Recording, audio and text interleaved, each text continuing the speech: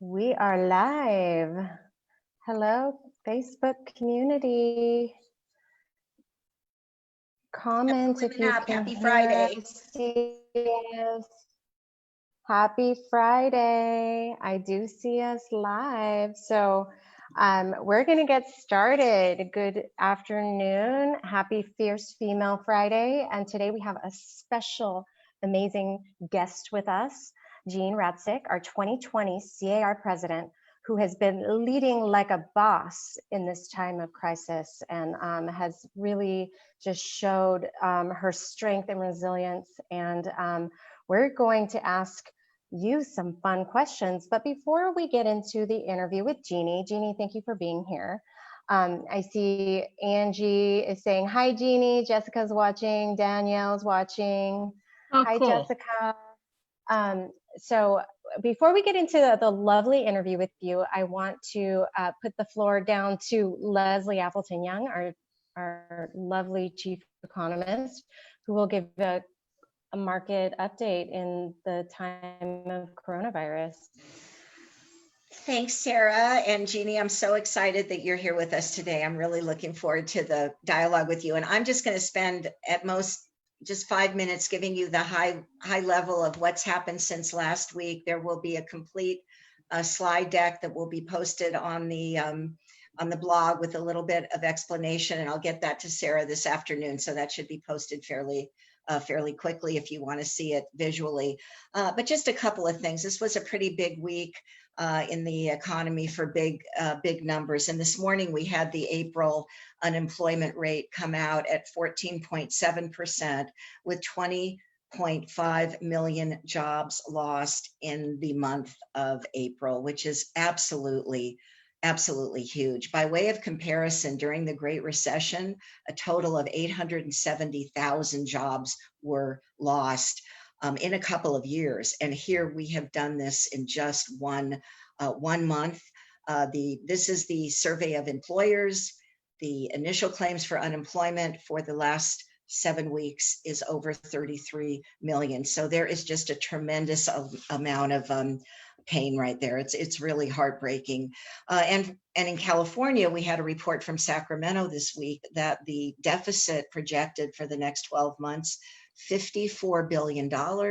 And our rainy day fund in the state of California is 17 billion. So you do the math. There's going to be a tax increase somewhere, somehow, whatever it might look like. We are going to need revenue in order to balance the budget, which has to be done at the state level. Now, what's going on in terms of sales? A few weeks ago, I told you that our March data had sales down 11.5% month to month, a little over 6% year over year. And as we look into April, we'll be releasing those numbers next week, but we're expecting to see a drop of about 25 to 30% in terms of April sales. May should be about that as well, another tough month. And then June should start looking better. The National Association of Realtors came out with their forecast this week. They're projecting a 13.5% drop in sales in 2020 and a 1.3% increase in prices. And our kind of scenario number one that assumes we aren't going to get a second wave in the fall with more shutdowns gives us a drop in sales in California of 16.7% and a drop in prices of 3.7%. So we're not that far off. And the good news I have is we're looking at weekly numbers, and the weekly numbers for this week compared to last week show statewide a almost 1%, very small, but a 1% increase in closed sales from the bottom. It also shows a significant increase in new listings, and it also shows an increase in pending. So I think we will, over the next week or two, be able to call a bottom. And one of the things that's the most encouraging, and I'll end with this, is looking at the response to some of the loosening that we've seen in terms of showing property with liberalization of the shelter in place orders that started, I know in Los Angeles, it started a week ago Monday, And what we're hearing anecdotally from the field is people are busy. So that is a good sign. So I don't want to diminish the magnitude of what we're going through. It's very difficult. There is a lot of pain, but as we're looking at the data, we're seeing some green shoots, and we're hoping that they thrive. So with that, Sara, thank you, and go to the blog for the slides over the weekend. Thanks. Definitely. Thank you. We have a lot of ladies and gentlemen watching. If you have questions for Leslie, if you're curious about anything she just shared, put them in the comments below and we'll get to them. At this point, Leslie and I are going to tag team an interview with our president, Jeanne Radsick. And so Jeannie has been a 30-year plus real estate veteran with Century 21 Jordan Link and Company in Bakersfield, California. She's been a director of C.A.R. since 1996. And she's served on numerous committees. We'll share her entire bio down below for anybody who wants to see how extensive it is. It's a really lovely and has a lot of, she has a lot of background and experience in this industry. But all of us were jumping up and down when Jeannie won, because it was the first time we had a female president of C.A.R. in how long? Do you know, Jeannie? About 4 years. It's Chris Kutsky. Yeah. 4 years. Yeah. Since Chris Kutsky, and Chris is in our group as well. So without further ado, Jeannie, I want to ask you, Wairika, exact terms of what you've been doing the last 6 to 8 weeks. What are you most proud of, and what have you been doing? And then we'll get to the real question. What am I doing? My hair's on fire.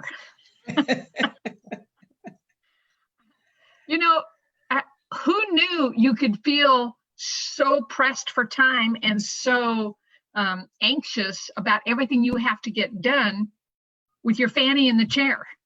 I mean, it really is kind of fascinating how we instill or inculcate our own lives with the internal pressures of getting things done.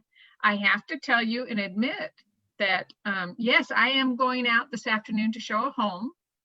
And so after I'm done here, now I've already sent the PED, and I've already, everybody is dialed in. But it's how do you get that done at the same time, getting all these things done. I help people buy and sell real estate. That is my job.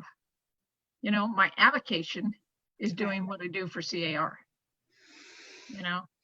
And that's frankly, I mean, it's hard to admit, but that is frankly what has driven me over the last 20 years.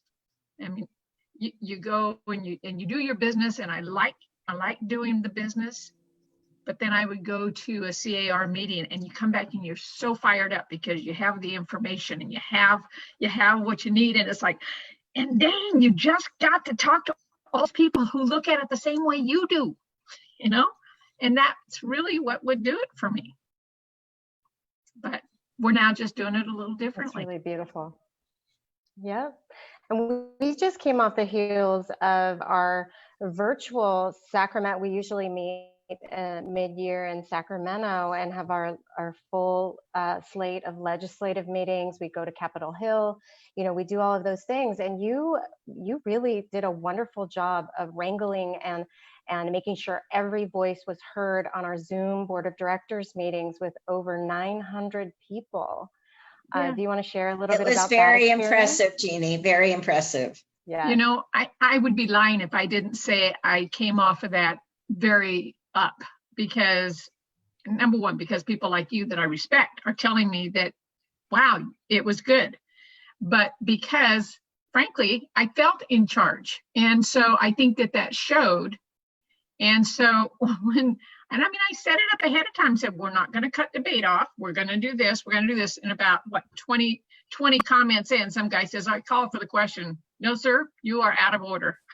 But if you'd like to make a comment, I will take that and we'll move on. And so it was just kind of funny because I had to honor what I set up for these guys. And that was a frustration for them. And people, I mean, I could see people's faces and they were laughing. I mean, you know, they were like, whoa, she just did that. And, you know, so there's a source of pride, but also humor in getting through that process. I don't know if Leslie's frozen. She looks frozen on my side, but I want to comment on Sherry Farron saying Jeannie has been an amazing president during this unprecedented time at C.A.R. Lucky to have you. Sandra Miller says you could totally controlled that meeting. So thanks, ladies. We're not the only ones that noticed. You were calm. You were calm under pressure. You know, Jeannie, I wanted to ask you. I've known you for many, many, many years, and was very delighted when you ran. And I'm sure you had expectations about what being a leader at C.A.R. would look like. You know, I'm thinking about your installation and just what a high that was. And, you know, here we are, and we've got the portability initiative, and we've got all our ducks in a row, and the market's looking great, January, February, boom. And then all of a sudden there's this event, and it required an immediate pivot. And I think it would be really interesting for you to share with us what your kind of leadership mindset kind of shifted to as you assessed what the members needed from C.A.R. and just what your experience was in that. You know, not everybody gets this. I want you to know it's really special what you've had to explore. You know, I think that I'm no different than anybody else. When it first hit, it's like, wow, now what? And so you spend the first couple of days just being overwhelmed, you know, by the concept and whatever.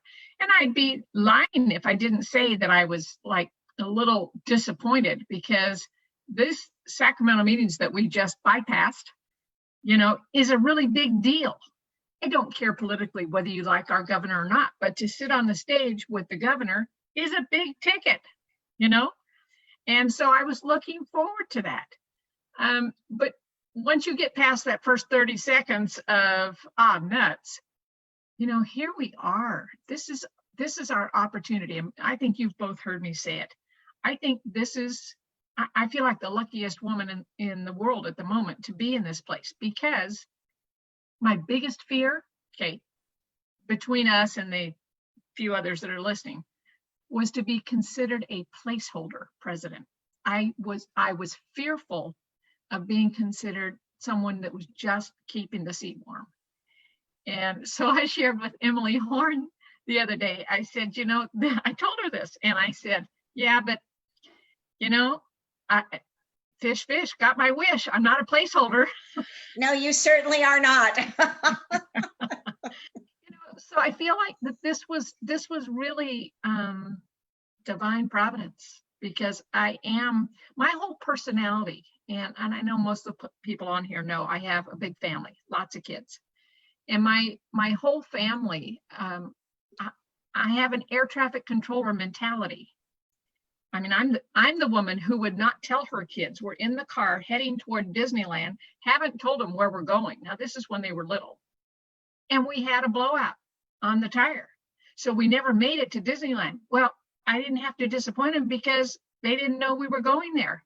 You know, so it's like game plan. Oh, wait, that doesn't work. Okay, well, this will work. How about this? Yep.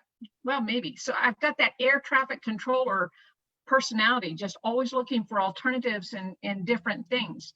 I will admit that I think one of my biggest learning curves stepping in to be president was realizing that, oh, I'm the one that's supposed to open the meeting. I'm the one that's supposed to start the talking, because I was so accustomed to listening to people and listening to the setup and whatever. All of a sudden it's like, oh, that would be me. I know that sounds silly, but when you sit in committees forever, you are not speaking constantly.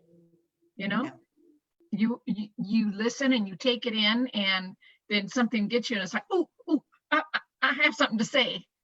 Well, now it's me that has to open the meetings, and I'm fine with it, but it was like almost shocking because I wasn't used to it. I know that Well, sounds silly, huh? No, not at all. I think it's a little bit of the imposter syndrome that we always, talk about in the WomanUP community.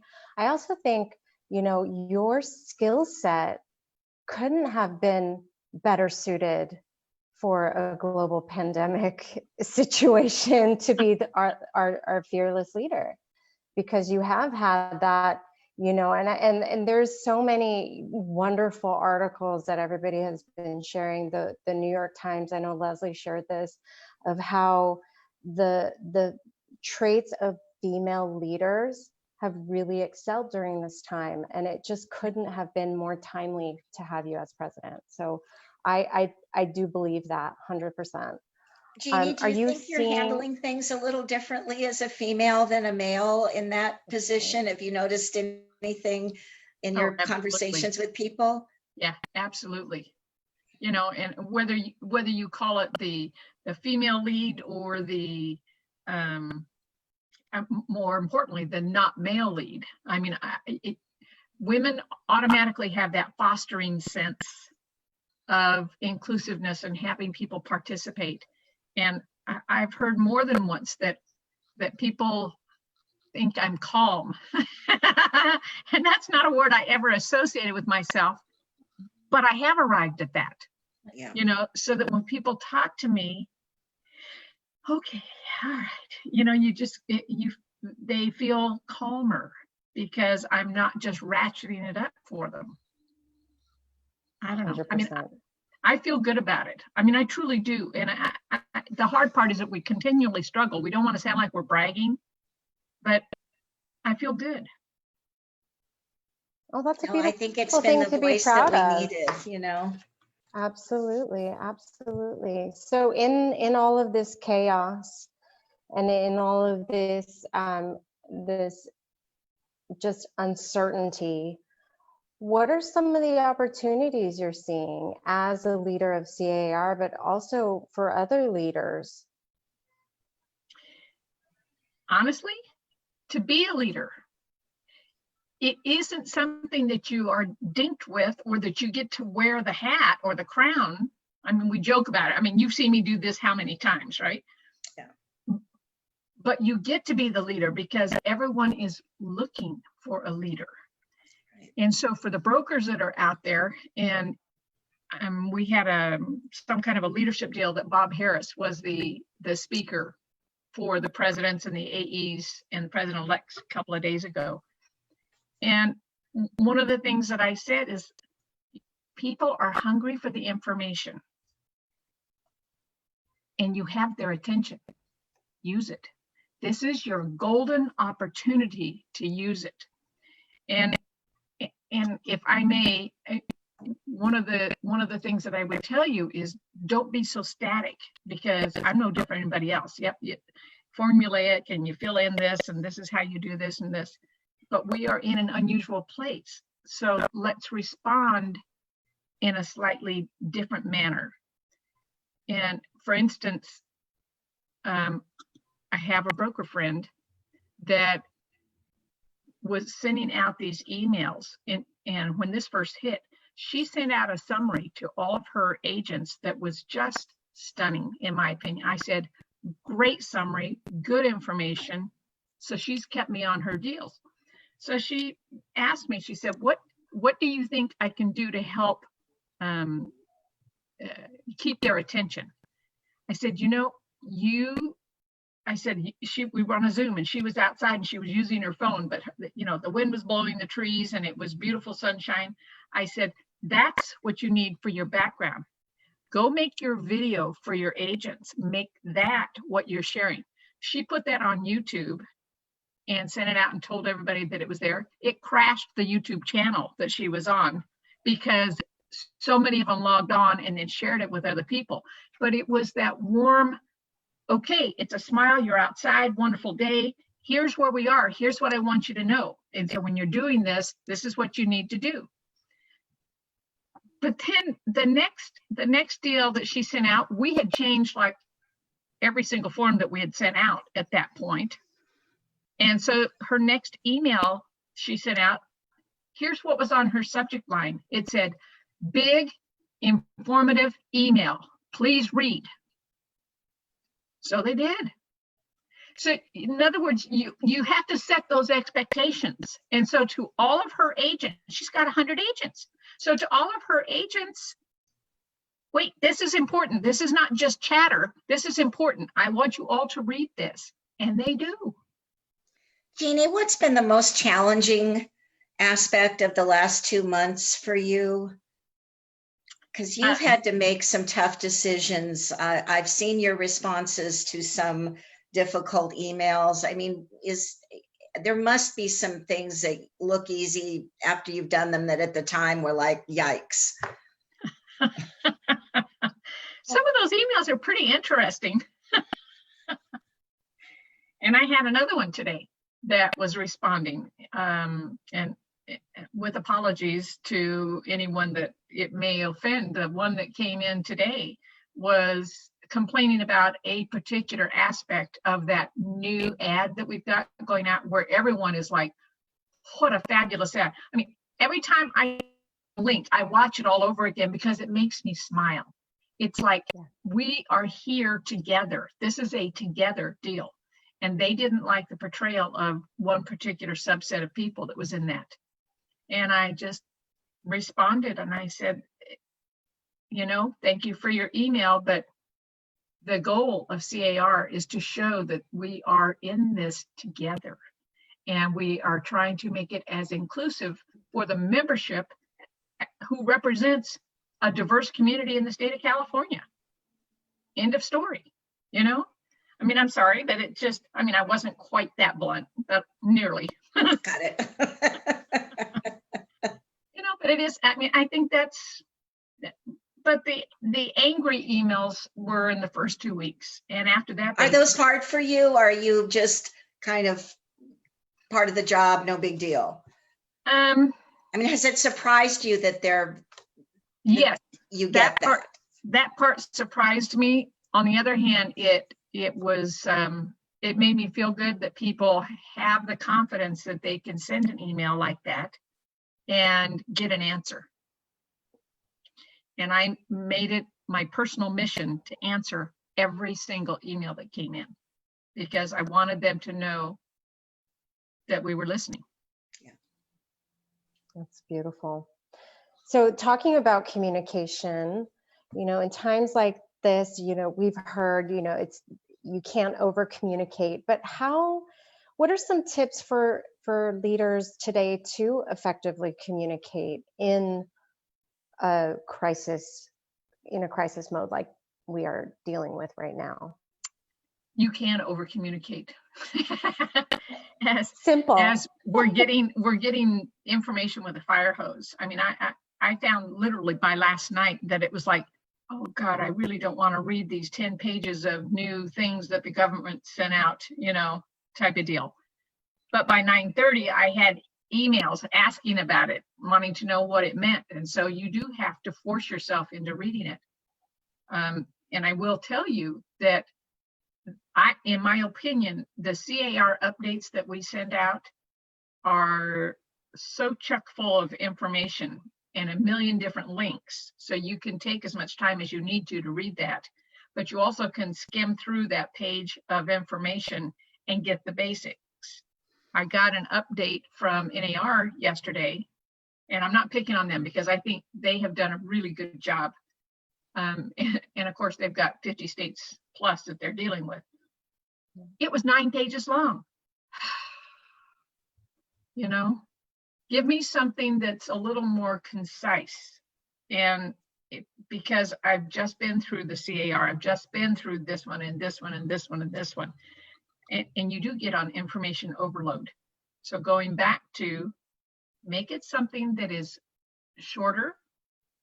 The little video of you out in your backyard recording, here's my latest update, something that will make them want to watch you or listen or read, but not so lengthy that they're going to phase out after the first half page. Right on. You guys do such a great job at that. Well, we try. I mean, Sarah's been incredible with all the, we had a meeting last week where they were talking about stats for using our Slack channel. And Sara and Lindsay both had over 5,000 messages in 1 month. So this is how intense it's, I'm in awe. It's incredible. But Jeannie, I want to ask you, looking ahead, right? Here we are in the beginning of May, and you will be president until the end of the year, until the installation of the new president. You know, what are you seeing as you look ahead? What are you planning for in terms of some of the initiatives? I mean, we've got this pandemic, and yet, you know, housing supply, the portability, you know, there's a lot of things that aren't changing, though they will be there when we get out of this. I'm just wondering, in terms of a leadership perspective, how you're seeing the rest of the year. I will tell you that I think in the last 2 weeks, we've had more conversation about the legislative side of it, because the legislature, of course, was not in session. Right. And so now that we have AB 828, or is it SB? It's AB. Yeah. Yes. AB 828, which says that everybody gets a 25% reduction in their rent payment. And you want to go to that legislator that put this together and say, what are you smoking? You know, the people who own these small properties, I mean, I have a rental house, that would make my rent less than what my mortgage payment is. I'm not making any money on this, you know? And so it's like, I understand the thought process that they're trying to give relief to people, but you can't give relief to only half the population. If you're going to do it, it has to be able to be shared in some manner. So I've seen a lot of realtor engagement on that. So what I'm saying is, and then I'll interrupt myself, our portability initiative, that had been relatively quiet on the first little bit till we got to our meetings this last week, and there was a lot of conversation on it. A vocal minority did not agree with it and have made themselves extraordinarily loud about it. But the majority of our directors understood the point of what this meant and why it was important to us. And so as the members gain understanding and engagement on that, we're going to see the shift from the PUAs and the EIDLs and all the other acronyms that we're doing, the PPPs, not to mention the 5th iteration of the PEADs. Oh, geez. You know, Yeah. but so we're going to see a shift, because that's been that's been so urgent for the last 3 weeks. We're going to see a shift back to what C.A.R. has been better known for, and you're going to see more engagement back in that legislative arena. And I think that we'll get, once we see that, you're going to see a settling. You're going to see the members say, okay, I can still do this. I can help people buy, I can help people sell. I might have to wear gloves and all that kind of stuff, but it'll be a little different, but I can still do my business.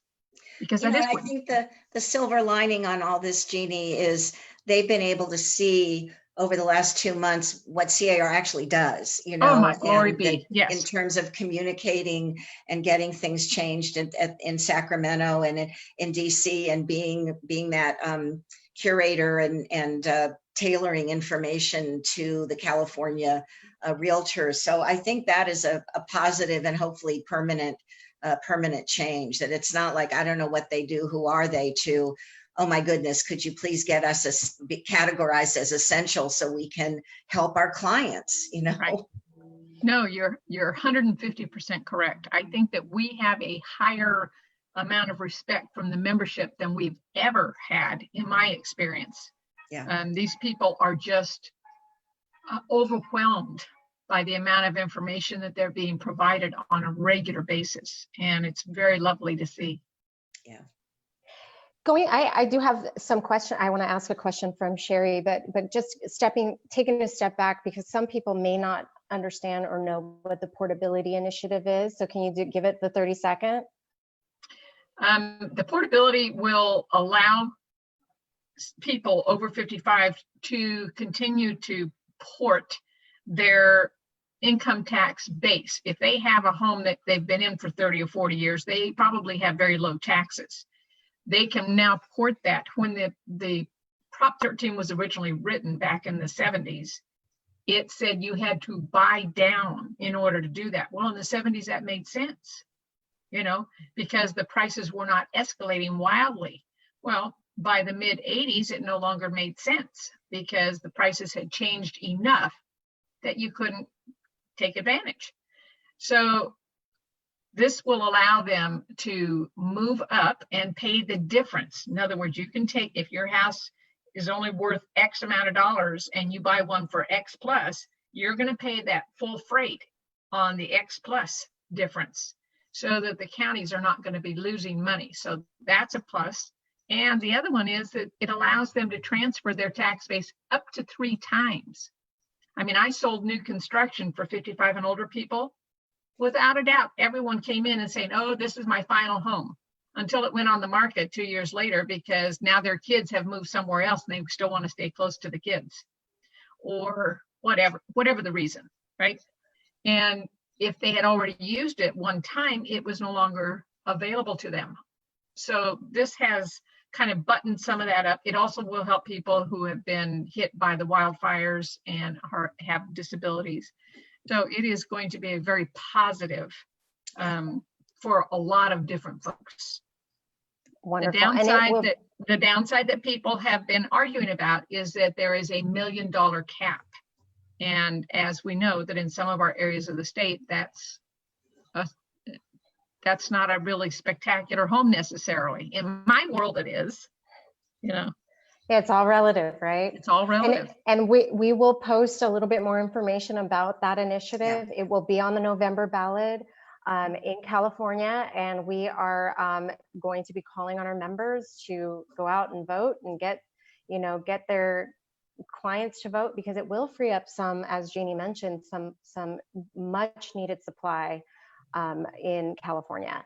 So at this point, I do have a question from Sherry Farron, and she asked, Jeannie, I mentor a lot of new agents. What would you tell a newer real estate agent today, given the time we're in? Actually, I find that a little difficult, but it's always been difficult. When I first got into real estate, I was not only new to real estate, but I was new to Bakersfield. I didn't know a soul, So did I make my money early on? Nah, but you participate in your community. You volunteer at the school, you volunteer at your church, you volunteer for the Rotary or whatever it is that you do. Be visible. That's the only way you're going to increase. And is it going to put a paycheck in your wallet in the next 30 days? Probably not. But stay visible and stay vocal. If you're on Facebook, you've got a whole raft of friends behind you. Make sure they all know that you are selling real estate and ask for their referrals. Jeannie, I've always loved your story about your name tag and how you would say that you would wear your name tag to the grocery store, and 9 times out of 10, someone would say, oh, Jeannie, you sell real estate. And it just, I haven't ever heard that from anyone else but you. And I just thought it's brilliant. It's passive advertising. Yeah. I mean, the people that you're standing in line at Costco, you're always standing in line at Costco, right? And you got your badge on and somebody turns around and says, so what's the market like? His kids at home are saying, Dad, don't sell right now. He wants an unbiased person to tell him what the market's like. Be that person. The caveat being, know your market. Yeah. Know your inventory. Attend the Zoom meetings where they talk about what the market is like and where they talk about what's coming and that kind of stuff. Know what you have to share. Know your value. Yeah, that's right.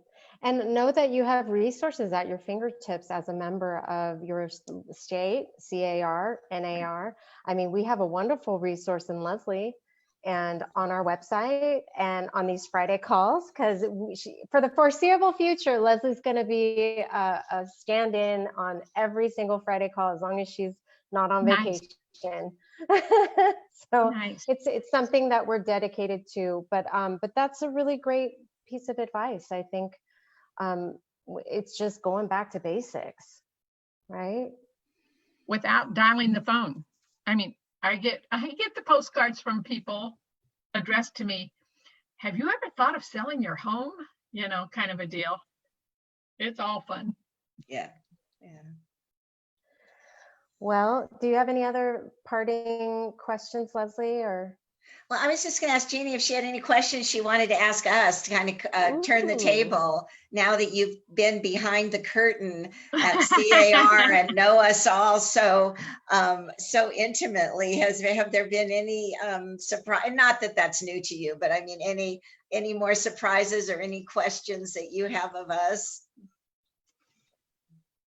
Just how do you stay up on all this stuff? I mean, you guys produce an unbelievable amount of information.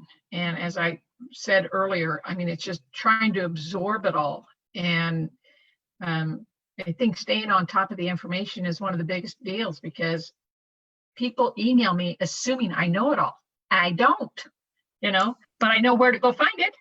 Right. And I think it's partly that, and it's partly just reading. I mean, you've got to be a good reader in order to stay on top of anything. And you've just got to get a groove down where you're absorbing, you know, different points of view, but you're getting all the headlines of everything that's happening in your particular area of expertise. And you never feel like you're on top of it. I mean, there's always things that you're going to miss, but you got to get the big rocks, you know, so you kind of know the basics, because people are going to ask you. You're absolutely right. I mean, Sara and I get that all the time. And if we don't, you know, you're not expected to know everything, but you're expected to try. Yeah. And one thing that I kind of would like to touch on and actually get your opinion on, because you had said that, or one of the questions that you pre-posed for me was, what is your advice for leaders who are struggling or stressed or financially uncertain? And I guess my take on it, and I will ask for your input, how would you answer that? My take on it is find someone you can talk to, because when you are talking in your head, you tend to randomize, and nothing is finite. If you talk to a friend, you have to prioritize and structure your thought process in a way that suddenly, oh, well, maybe I could do this. In other words, it helps you to internalize, just like when we say write things down. I mean, I write things down in outline form because it helps me realize where the subsets are versus where the bullets really are. So what would you tell somebody if they were feeling particularly stressed? Well, I think what you said is absolutely right. I mean, that's the immediate thing. I think the bigger issue in this industry is learning that you are your own business and that there are rules of business planning. And if you are literally 1 month away from financial disaster, you got to do a better job of planning and saving, right? Because you really are running a business, and your job is not just to be in business, your job is to stay in business. And the cash flow in real estate is not certain, right? I always say, you know, everybody wakes up every day unemployed, and I have a tremendous amount of respect for people that choose that path. But if you do, you've got to, you know, be able to take the highs and lows and kind of average them out through savings. So I do hope that when we get to the other end of that, we'll have a renewed focus on something that Sara's been involved in for a long time, which is our financial literacy effort, and also with, you know, really, you're in a business, you are your own, you know, you're an independent contractor, and these are the, you know, rules of thumb, best guidelines, whatever they are. So I would do that as a second order planning ahead. Let's not go through this again. Right. I mean, and that pain dictates a lot of the future, right? Sure. Go ahead, Jeannie. Well, it's the same with your clients, though. It's you know, everybody, you get a client that gets out of a house, they get some cash, they pay off their bills, oh, but then let's go buy X, Y, or Z, whether it's a motorhome or a boat or whatever. Then they want to buy again, and they're back to the month-to-month deal.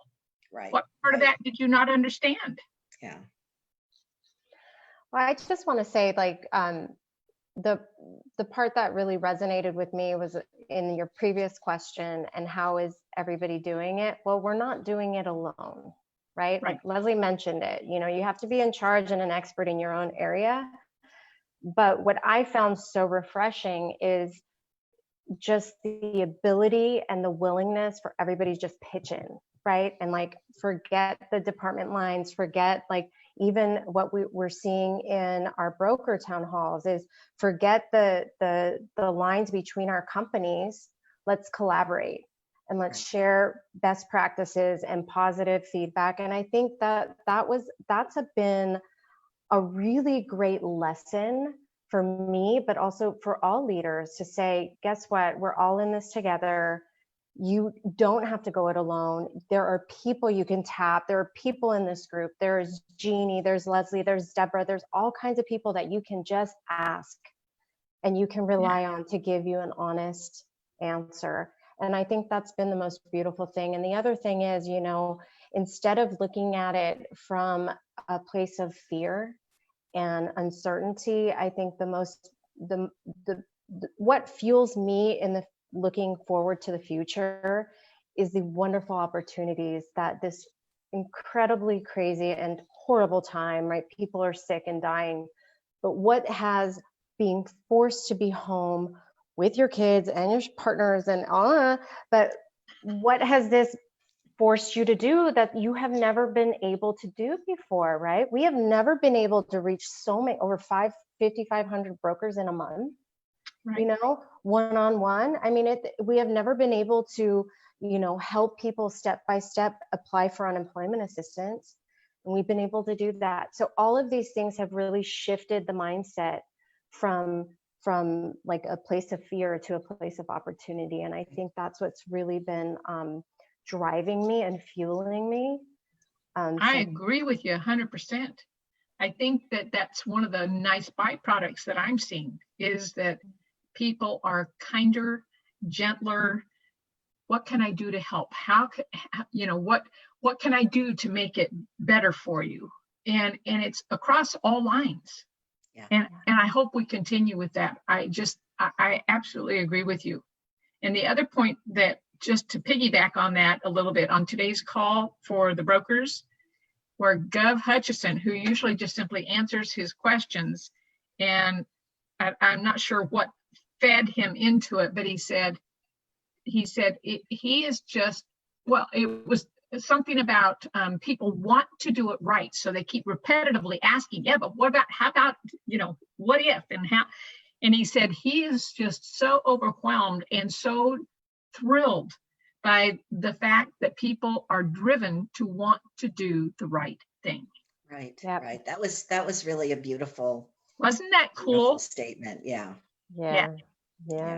You know, the other point I want to make before we close is just about technology and technology tools, and how that the entire transition to using them when they've been around a long time has just been accelerated by this experience. And, you know, we've even, you know, really seen it at C.A.R. as I've watched kind of the next gen of the staff step forward, and they're much more proficient with all of these tools. And to set up, you know, like Sara and her team, the relief hotline over a weekend, you know, and having it happen, and Josh getting the phone lines. And, you know, there was this book in the 90s called The Killer App, and one of the chapters was called it was about the tools to find what we do, and it talked about Charlemagne discovering the stirrup in China and bringing it back to Europe, and how that changed how you could stand up on a horse and throw the spear. Anyway, I didn't mean to have a war analogy, but it really has, I've never lost that example, because it was like, here's a tool and it changed what we do. And here now you have these technology tools, and it's the only way to go. You know, if you don't learn how to do this, you're not going to be connected to people, and people are figuring it out. So, you know, I'm all about silver linings, and I wouldn't wish this experience on anyone and the families that have been directly impacted and losing their jobs. And it's hit the moderate and low income families so much harder. But I'm also looking for the really positive changes that will come out of it. Agreed. So Yep. anyway, this has been so lovely, Jeannie. So Thank great. you for asking me. You know, this is very nice. Well, you have a whole bunch of fans that have dialed in and wanted to listen to you. And to answer Danielle Fontes's question, no, C.A.R. staff does not sleep. No. No. We don't sleep. And we will be back next week with another guest, but we will have Jeannie back on again because things are changing. I took a day off this week and it felt like a week. So things are changing very quickly, and we'll want to tap into Jeannie's leadership and advice. And we appreciate all of you. Thank you for listening, and we'll have a wonderful weekend. Stay safe, and we'll see you next week. Thanks, everybody. Thank you, ladies. Thank you, Bye. Jeannie. Thanks, Sarah. Bye.